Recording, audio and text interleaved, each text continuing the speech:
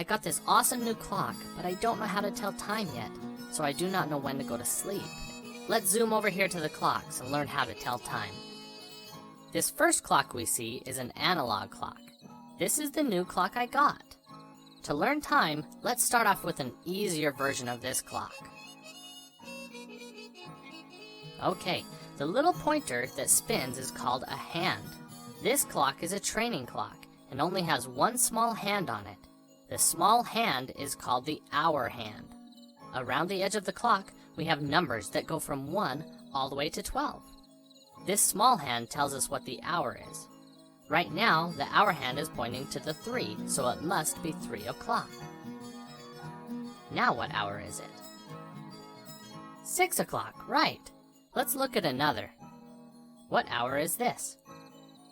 I heard some of you say it is still 6 o'clock, and you are correct. The hour does not change until it is pointing right at the next number. As long as the hand points between the 6 and the 7, it is still 6 o'clock. Let's try one more. Right now the hour hand is between the 11 and the 12.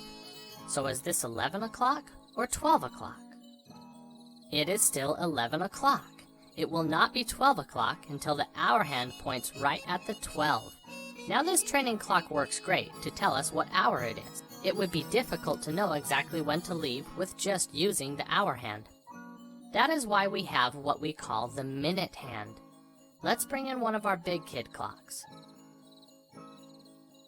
This clock has a big hand and a small hand. We already know the small hand tells us the hour, but do you know what this hand does? This long hand is the minute hand. The minute hand tells us how much time has passed after the hour. When telling time, we always look at the hour hand first. On this clock, the hour hand is pointing to the 12, and the minute hand is pointing to the 1. So would we say the time is 12 and 1 minute? I know you might be tempted to say yes, but that is not correct. Each one of these increments are counted by 5s.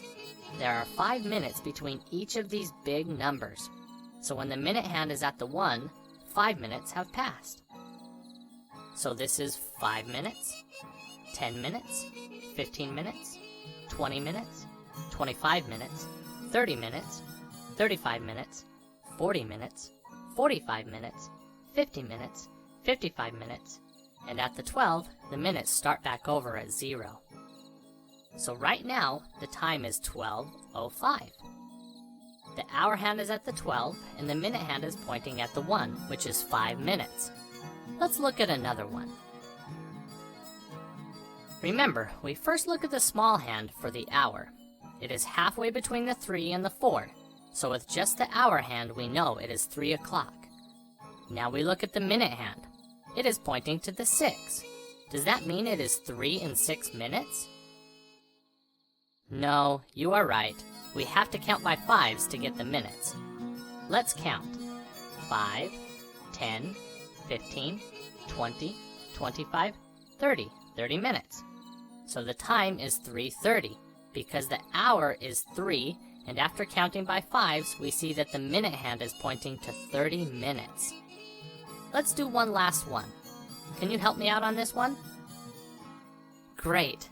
Okay, you caught me sleeping earlier because my bedtime is 8 o'clock at night. When I saw the big hand pointing to the 8, I thought it was my bedtime. To get the correct time, we need to look at the hour hand first. What number is the small hour hand pointing to?